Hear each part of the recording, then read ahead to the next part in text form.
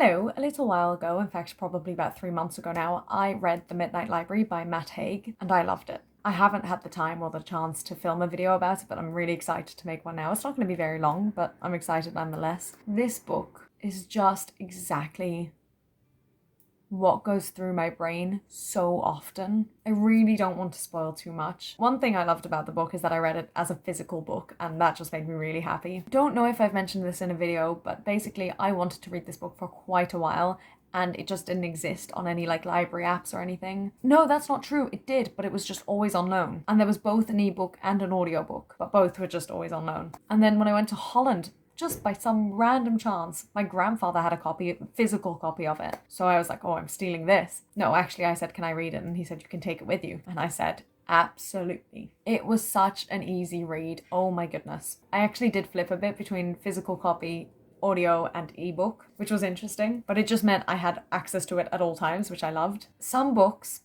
take me a while to get into, and especially recently I've been finding, less so now actually, but before then I was really struggling to get back into reading, and that's why I've been doing so many audiobooks, because they are kind of easier for me. But this was so easy. Basically from the very beginning I was like, yes, this is my kind of book, and I actually had no idea what to expect, because I didn't know anything about the book other than that I'd heard really good things, and I can see why. Again, I don't want to spoil anything, so I'm not going to say too much, but basically, I have spent a lot of my life wondering what would happen if I would just change one little thing about my life.